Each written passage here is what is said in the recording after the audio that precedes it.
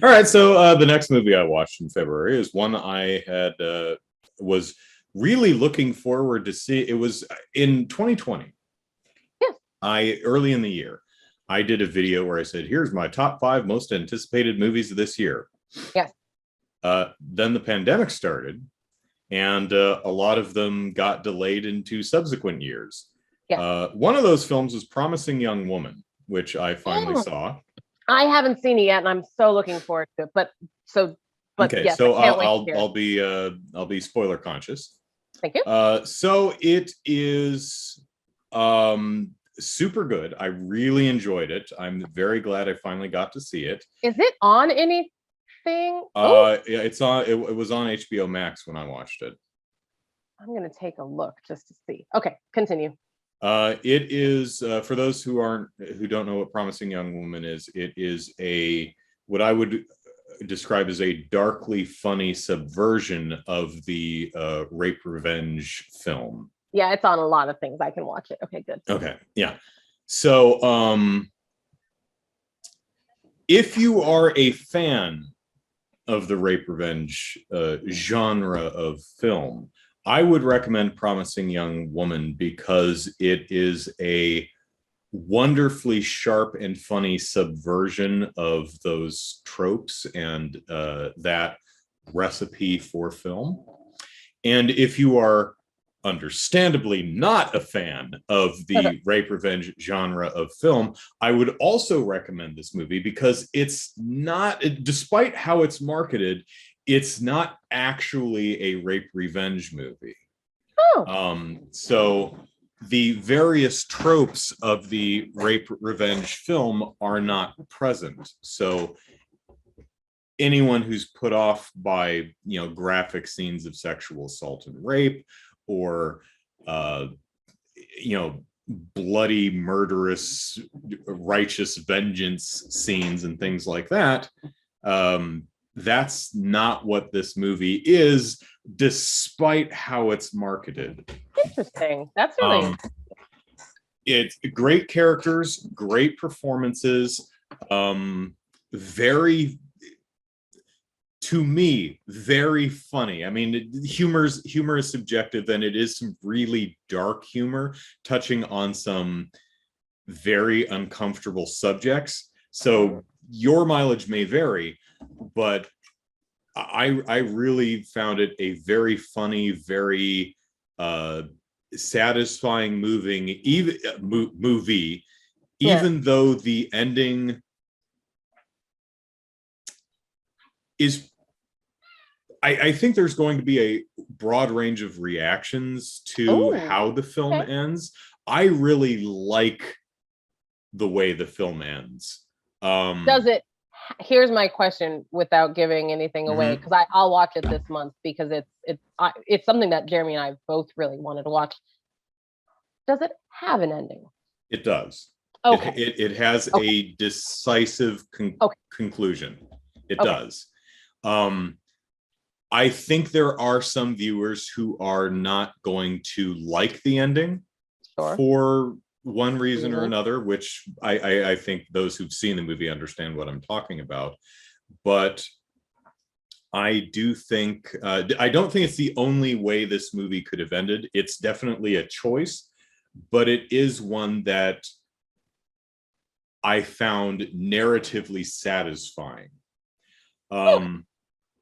I really enjoyed this movie. I thought it was very well made, well scripted, well performed, a lot of fun, funny, darkly funny, but funny. And it's got a lot of interesting faces in it. You'll see, oh, there's that person, and oh, there's that person. There's a lot of, I'm not going to talk about anyone who's in it. I think that's kind of part of the fun, discovering who shows up in the movie. And sometimes who shows up in the movie, certain actors have certain personas, which gives the viewer an expectation of what their character might be like. Like Sean Bean is gonna die. Yeah, like it's Sean Bean. It's like, oh, he's going to die, right? Exactly. I mean, if you cast I don't know, Leslie Nielsen and something, post like 1985 or something like that. You're going to have a comedic performance. If you Right. have, so a lot of, and you can use that to subvert the audience's expectations. Like, for example, Ooh, what's his name? John Lithgow. He was known for a lot of Harry and the Hendersons and I love it. Happy Dad kind of thing. And then you see him, I think he's like the killer in one of the seasons of Cliffhanger. Dexter. Oh, he was in Cliffhanger too. Right, So right. Like first off, yes, 1994. Dexter. Yes, Dexter. But when he was in Cliffhanger and he goes, you know what true love is? Sacrifice. And he's like, Like, no, I'm now the I'm the only only one one who can fly the the helicopter and helicopter. just yanks her And ass he, out. It's like, and you're oh like, my God. He really admired her too. It's just like, what? She's in my way. Bye. Yeah, playing against type like that can. So there are some known actors who show up and play against the type you might assume their character is, right? oh, I love So that. yeah, it's a really good movie. I recommend it really to everyone. I can't guarantee you'll like it, but Yeah. I am glad I finally got to see it. And I think the only movie on my list of 5 films from 2020 that I haven't seen is that CG animated Lupin the Third movie, which looks amazing, but so Did it far as ever I can come tell, out? it came out in Japan. I don't think it's available here in Okay, I was gonna America. say I don't. Okay, that makes more sense to me then because I'm like, wait, I don't even remember it coming out here. Okay, Yeah, I don't think it's legally available in America anywhere. Last time I looked anyway. I did yeah, not get a theatrical release, and it's, so far as I know, it doesn't have a region, we're region one, right? Region one, disc release. It's not on any of the streaming services last time I checked. So, which is a shame. I'd really like to see the movie. yeah, I'm broadly a fan of Lupin the Third, and yeah. this CG animated adaptation of it looked really good. So, um, yeah. So the next movie I saw, Yes. which is one I've wanted to see for a while, it's the Nick Cage movie Color Out of Space. Okay, so I am. And like COVID brought the family down, but we wanted to go see the Massive Talent movie. Haven't seen it yet. Mm-hmm. Getting back out there because Nick The Cage, man. Unbearable Weight of Massive Talent or something like Yes, that. yes. Yeah. So what is this Nick Cage movie again? Because I don't think I've heard of this one. Color Out of Space Nope. is, I don't know if it is Lovecraft. It kind of feels like that kind of genre of spooky, trippy weirdness. Did you watch Lovecraft Country, the No, miniseries no, I thingy? did. Was it any good? Yes. Oh, great. It didn't only like last one season or something. Yeah. I think was it a Netflix thing, or where was that? Or maybe HBO? I'm terrible. Amazon? I don't know. Okay, yeah. Color Out of Space is indeed a Lovecraft tale. Look at you. So how about that? Oh, This running out free of meeting time. will end in 10 minutes. The meeting host needs to upgrade to a paid account at $14.99 per month. Oh my goodness. I'm the host. I have this account. All right, I let's guess finish you had to this one. start the meeting, but I did have whatever. to We'll start the just meeting. restart it. It's fine. It'll be fine. Finish Nick Cage. Go. So, Color Out of Space. We have a family of like four: mom, dad, and two kids. They have some horses and some ducks or something and a dog. So they live in a little farmhouse out in the middle of somewhere, and they do something like they're city folk who moved out into the country to get away from it all, kind of thing. And a color comes out of space and lands in their yard and does trippy, weird things. It starts out by the color Is it like an amorphous blob-ish color? It's Is it just kind of pinkish purple. Oh, It's that's lovely. yeah, and it makes the screen kind of go lens flary wobbly.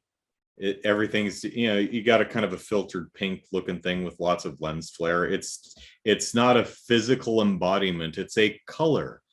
A color like it kind of works better in text, because I imagine the way Lovecraft, it's like a color that I've never seen before. I can't even describe it, because it's like not actually, it's like you got to pick one for, because we've got a visible spectrum, you have to pick something in here. Yeah. We've seen the entire spectrum, those of us who are not colorblind, Right. or not sight impaired in some other way. But so it's a color that comes from outer space that has weird effects. It grows weird fruit or flowers in the yard, and then it actually it does weird things, like it does it okay. It so kind of morphs the bodies of the mom and the child together, and they're all that's actually pretty awesome. Have you seen Annihilation with the shimmer?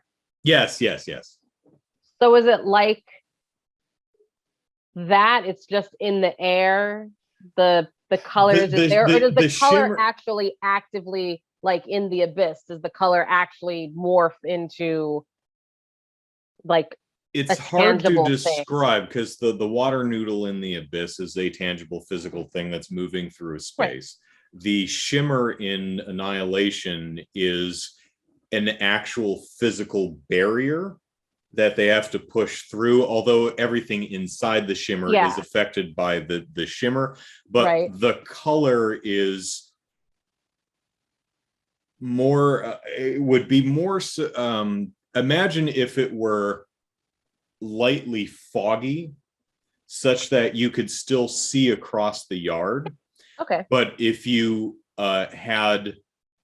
shined if you had a bunch of pink runner lights on the ground, and the pink light was reflected off all of the fog, just everything would kind of have a pink glow to it. So it's more like just an actual color permeating the space, but not having actually a physical form. But it does have it seems to have the weird effects, such as merging two bodies together in a body horror kind of thing, driving one person nuts. It kills a bunch of the horses, it traps someone in a well. It's that indescribable, unfathomable horror that drives you mad just by perceiving it. Right? You look into the mouth of madness and you just go nuts. And you stare at the bringing it all back. You stare at the face of Cthulhu, and it just drives you insane. That is really difficult to depict on screen. That works fine. He saw a horror that was so immense that his hair turned white and he fell out. Well, when you do it on screen, you have to actually design something, and that's not going to be everybody's nightmare. So the film already has an uphill battle, and it's supposed to be creepy and unnerving, because you don't know what the rules are, because the entity, the color, is so alien that it's not understandable by human minds. So there are really no rules to follow, and that's supposed to be creepy and unnerving. But for me, it was just disjointed and annoying. Not helped by the fact that I just did not connect with any of the characters. I hate that. This probably would have worked fine if I gave the slightest damn about any of the characters. There seems like there might be some neat creature work going on, or at least some interesting effects work with what the color is doing to organic entity, like the horses and the humans and stuff. But it's so quick cut and flashes of stuff that you never really get a good look at anything. It's more implied, and I'm not sure if that was a creative choice or kind of a or if the effect just wasn't working and they kind of had to cut around it because it didn't look that great. Sure. I'm not sure, but I really just didn't like this one, mainly because I didn't like, I couldn't connect with any of the characters, and I found, and the movie was just, there's a lot of stuff that, there's a lot of, like, everyone loses their sense of time. Like time seems to be doing weird stuff, or at least their perception of time, which, okay, but as a viewer, it makes it hard to follow what the hell's going on in the movie. The way it's presented, at least to me, came off as just really disjointed, and it's like, I what? Yeah. Is this the color being weird, or is this just bad filmmaking? I'm not sure. So yeah, didn't care for Color Out of Space. All right. So let me end and restart the meeting. Yes, and I'm gonna use the restroom in the, and you can start this one because it will be okay. We'll just next time we do this, we'll talk about you hosting the meeting, and then you starting the meeting, and I'll see if I can record it on my end. We'll see. It'll be fun. Okay. All right. Take 5, everyone. In a moment. All right. Bye.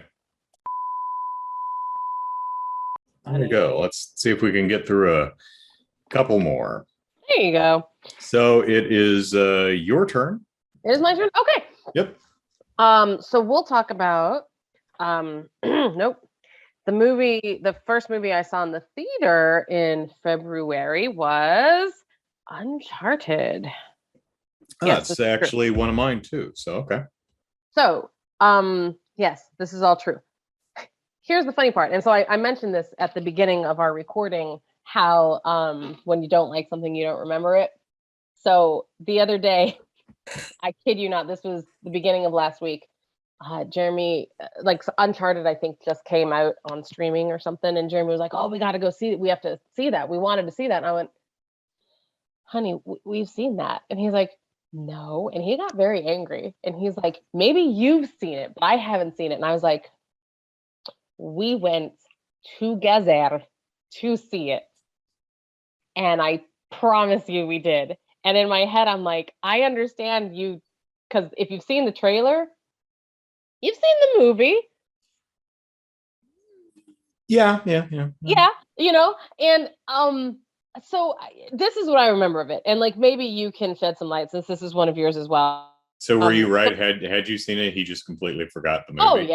Oh yes. And that's Here the are thing. The ticket stubs. It is truly a forgettable movie. Yeah. There's nothing bad. It's got some fun action in it. There's nothing bad. You have Tom Holland being sexy. That's good. You have, Mark Wahlberg being Mark Wahlberg. That's good. You got it. Well, I know on camera, Mark Wahlberg. Sure. I am actually unlike my brother. I'm a very big fan of the games. The what? The Uncharted games. Oh, the Uncharted games. Sure. Okay. So I'm a big fan of those. So going I've only played the first 3, so pretty sure that you can make up your mind. You're like, this isn't just like I've only done the first one. Like you played the first 2 is two outstays its welcome, but 2 is pretty good. But like, yeah, I remember it was fine. It was like one of those movies that you're like, yeah, there was some action. There was things happened. I believe that there was a resolution. I think that there was a moment of high stakes. Started, it ended. There was dialogue. That they got out of that high stakes from some witty way. There were, they teamed up. They, there were things. That was it. So not the most memorable movie. That was the movie. Yeah. Yeah, but like the thing is that I can guarantee it wasn't bad. There was nothing about it that I was like, oh my God. I wasn't necessarily bored, but I wasn't also necessarily engaged. It is the most vanilla movie that I have. Whoops, you froze again. There you are. Oh, but it's just like, I don't have a reaction to it. Like, because there are movies that I don't like. There are also movies that I'm like, oh, I don't, and there are ones on this list that I have ambivalent feelings about. But this one, it's not just ambivalence, it's more of just like, it didn't have any effect on my life whatsoever. It's so weird. It mostly left me cold, but I didn't I didn't dislike, I didn't like actively dislike it. Yeah. I wasn't bored watching it, but you weren't like, oh yeah, like yeah, either. But I mean, it can be charming. It can be funny in a dopey way. A lot of the action is fun and pretty well staged and well thought out. Yeah. One of my biggest problems, again, is the characters. Who here? Let me describe a character and tell me which one I'm talking about. This character is sarcastically quippy, thinks on their feet, and has trust issues. Yeah, could be any of them, right? They're all the same character. They are. Like seriously, Mark Wahlberg, Tom Holland, and the girl, are all the same character. Yeah. It's Chloe, isn't it? So I think that's supposed to be Chloe. Maybe. Yeah. I think it's Chloe from the game. I think it is. Yeah, it's. But yeah, it's just nothing stands out from anything else, and I think that's the thing. Like, is their camaraderie cute? Like, do they have some good scenes? Yeah, like sure. There's chemistry. It's amusing in places. So weird to have a feeling of like, no, I haven't seen that. And it's like, no, you it just impact, like there's about it that you can, I don't even remember the story. You know, as I'm sure there's gold involved. They're trying to, I mean, treasure of Tom is trying to. There's a map. There's a map. They're trying to. He's trying to find his brother, and Sully has information on his brother. But I'll tell you only if you help me with the one thing, which the girl is also after. And then Antonio Banderas is there too. And he forgot about Antonio Banderas, didn't you? Oh yeah, he is. And talk about sexy, like person. Yeah. He originated sexy. I mean, this movie is so bland. Is Selma Hayek in it? And I totally forgot that too. It's so bland that it just carpets or wallpapers over the sexiness of Antonio Banderas. How do you do that? Was Idris there and I didn't know?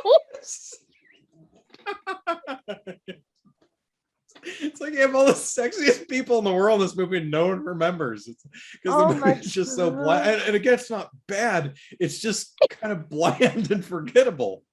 Forgettable. It's literally, it really is. I've never been so unattached to something in my life. And it had everything. I am a fan of these actors. I am a fan of adventure. Look, he's flying through the sky on a car. No, this looks exciting. I like the video games. Like, you had me. I'm the mark. Audience. I'm the target audience for this. This is for me. They made this movie and I'm like, thanks. Thanks.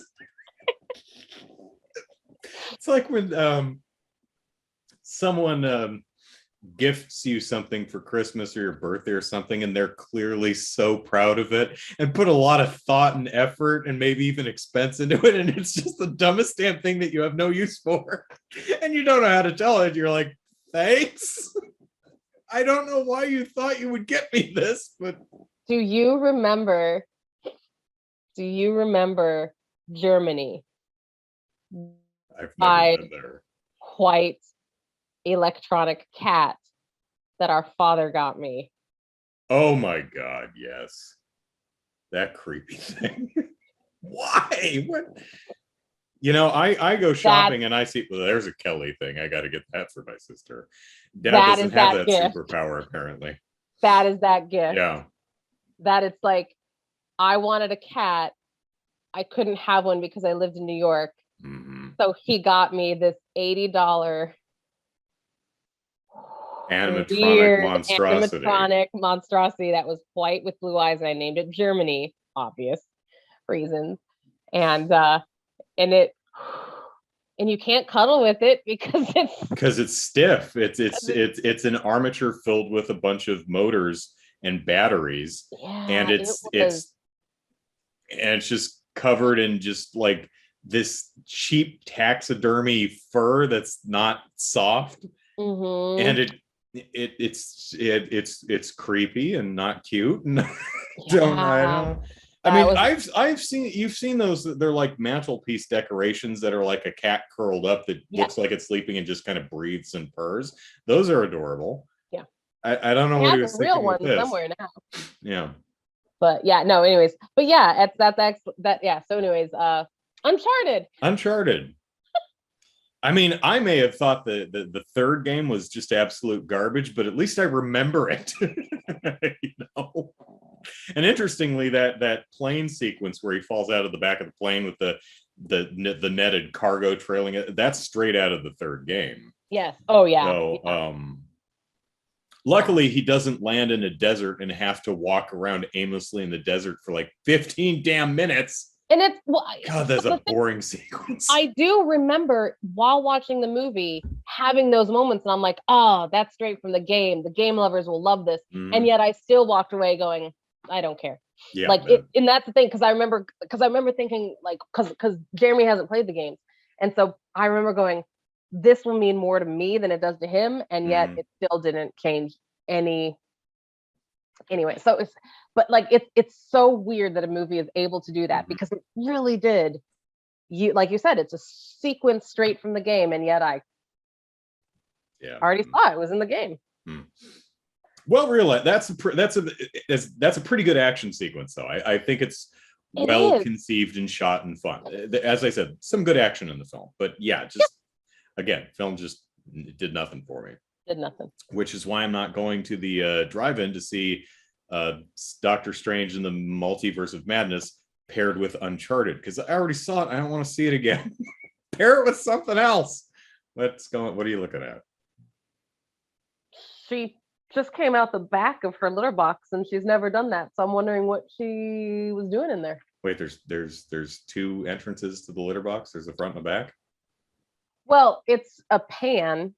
Mm-hmm. Oh, there's no lid on it? Yeah, the one with the lid. So we have the one in our bathroom is top entry. So she has to jump in and go in. And this one, the one in the living room right here, is just a pan. Okay. Open one, and we have it underneath the table. Oh, so she went around the other way this time? Oh, okay. All right, so we've got a little bit of time. We can probably do one more. Yeah, go ahead. So I saw a movie called I Blame Society. Agreed. Do you remember Behind the Mask, The Rise of Leslie Vernon? Yeah. Such a good movie. For those who don't remember the movie, this was a film about a aspiring slasher. So a dude who wants to be the next Freddy Krueger, or Michael Myers, or Jason Voorhees. And the documentary film crew that follows him around recording his preparation for his big debut as the next slasher. And it's a deconstruction of slasher movie tropes, and it's a genuinely fun, charming little movie. I quite liked it. We saw it in the theater. Yeah. I think we actually got like advance tickets or something to see it, if I remember correctly. We got a lot of advance tickets back in the day, but yeah. You got to know who to talk to. Let's see. I think Green Room was the last thing I got advance tickets for. I don't go to movie theaters anymore. Yeah. Anyway, so I Blame Society. Imagine Behind the Mask, Rise of Leslie Vernon, but Leslie's passion is filmmaking, and he's filming the documentary himself. Okay. That's kind of what this movie is. So we have an aspiring filmmaker who is who her big idea is, I could be like the best serial killer ever, because I watch all the CSI shows and stuff. I know this stuff. So I could make, so her passion project is, she's more into making a film than she doesn't really care about killing people, but she's like making a but I could, and she's making a documentary on how she would, and how far is she going to go to for her film, right? Oh, interesting. Okay. So, although, okay, please continue. Yeah. So, you know, she films herself casing out a particular house, and then she like breaks into the house, and then is this a foreign film? No, the U.S. film. Fairly recent film, 2020. I'm almost certain that it's an independent film. I don't know if any big studios put it out or anything, but so it looks like a fairly low budget film, but a strong and compelling central performance from the lead actor. I really like the premise, and it managed to stay engaging even though it doesn't have a single likable character, which is a deliberate choice, right?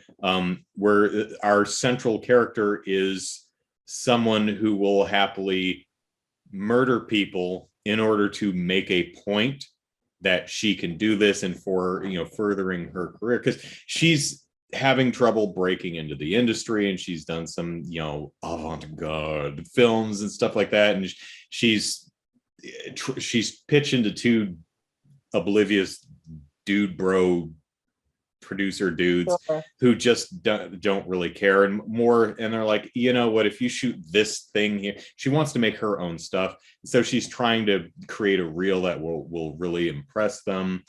So no one in the film is like, her boyfriend sucks, she sucks, the dude bros are dude bros, so everyone sucks, but they're also caricature and commentary on actual archetypes and personality. So for me, that worked. Okay. It is a movie, however, that kind of vacillated, for me anyway, vacillated between I think I know where this is going. I think the documentary is not real. It's just the movie that she shot that she's going to give to the dude bros. And then as I watched it, I went, oh wait, this is she's actually doing this. No, okay. This is gonna be the twist where this is just a movie she made. And it goes back and forth between that. It went back and forth between that, where I just wasn't sure if it was real or if it was going to end up being this is just the movie she made. And I won't reveal how it ends, but not I wouldn't even recommend this movie. Like, if you're interested, sure, go ahead and watch it. I found it compelling enough to sit through, and there was a lot I liked about it. But I wouldn't say it's like a super good movie, but it was really interesting and had some pretty interesting performances and some fun ideas, and was genuinely funny in a lot of places. Again, humor is subjective. You may just find it annoying. I think ultimately how it ended made me go, yeah, you know, I was like, but I'm not going to say whether it was because I predicted it and was just kind of let down because I was hoping I didn't want to be res, like, do something new, surprise me. Oh, it's exactly what I thought. Or if it did something else and was stupid, or but it does have an ending, I'll give it that. Hey. Yeah. All right, let's do one more. I think we can get through this quick enough. Yeah. All right. So our last movie that we'll talk about this week, also a movie that starts with I. So the last movie I watched was I Blame Society. This one is called I Am a Ghost. So, okay, check it. We have a clairvoyant who is hired to exorcise a house of the spirit that is haunting it, right? Yeah. Okay, so we've got a house, we've got a family living in there. There's a spirit haunting the house, bugging the shit out of the family. So they hire a clairvoyant to exorcise the ghost, to contact the ghost and tell it to move on, right? As you do. Okay. Absolutely. Here's the hook. The movie is told from the point of view of the ghost. Cool. Neat premise, huh? Cool, yeah. All right. This movie sucks. It's a fascinating premise, interesting tale, a lot of truly great ideas, but unfortunately, it's just not very entertaining, and the ending is unsatisfying. But it's got such a great premise where you have this woman who is wandering around a house, and it's presented in a very weird way that I think could have used some editing, because it starts. Do you know that you're following the ghost, or is that a twist later? It's, if you've read the premise of the film, then you know. But if you go in completely blind, you don't realize she's a ghost until about 15 minutes into the movie. Okay, that's so no. Okay. So the movie starts out with her going through, she's making eggs. She's looking at her face in the bathroom mirror. She's walking down a hallway past a room where she looks inside. And then continues walking down the hall. Then she comes in the front door and puts her groceries away, or has a bundle of flowers or something. No. Please continue. No.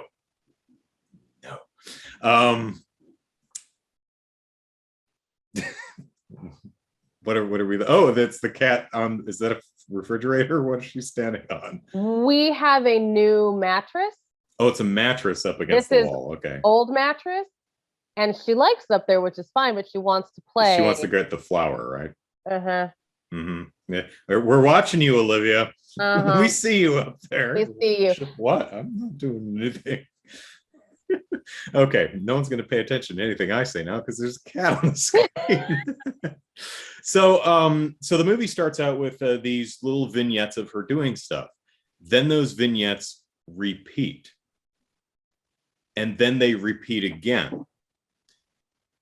And the reason is because she's a ghost and she's just locked into the same activities and she doesn't realize it. She's an echo of her old self, just going through the same things. Oh, that's very interesting. Unfortunately, it's like 15 minutes of the front of the movie and it takes forever. Eventually you go, oh, I get what they're doing. I still would have cut that down a bit because it's really boring.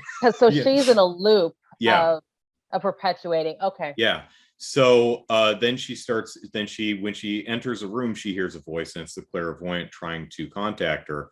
And the clairvoyant is like, don't leave the room because you will forget about me, because every time you do that, we have to start over. She said, and it comes out, it's like, look, you're dead. You're a ghost. Another family lives here and you're scaring the shit out of them because you keep rattling the pots and pans and stuff.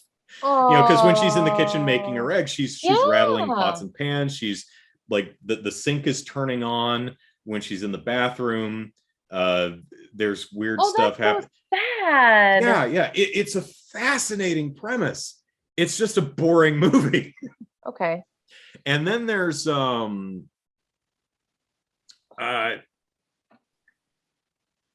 performances are fine. There's also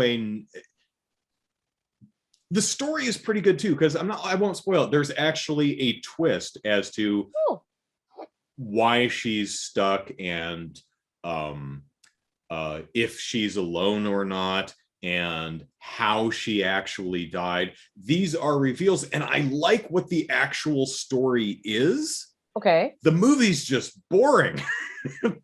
And I think that's typified by the way they decided to do the front of the movie with her looping and stuck. I think that's a great idea, and it does work. It's just boring. If they needed to come up with another way to do that, I don't know if it was just like shorten it by a couple of minutes or find a different way to do it. I don't know what the answer is. That's the weird thing, is like I don't know how to do this better. All I know, it was just boring.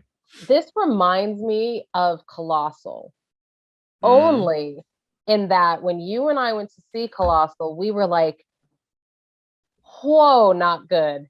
Yeah. But then talking about it, the premise, the idea, everything, it should have been great. I like what it's doing. I like what it's saying. I just did not enjoy watching it. Because everything you've said, I'm like, this is like a movie I haven't seen. This is very interesting to me. This sounds great. And then for you to be like, but I just didn't like it. I'm like, oh, that's going to be like one of those, you had all the pieces and parts, you just which put them makes together. The movie frustrating, right? Yeah. Yes. You're like, oh, I want you to be good. Why aren't you good? You have the potential to be good. Yes. He's lying on my feet now. Okay. So I Am a Ghost. Wonderful premise, wonderful idea, a lot of good ideas. I think it's worth watching just because. Anyone in it that we know? No one I recognize. Okay, fine. I think it's an English movie. It says United States. I'm pretty sure it's an English movie. But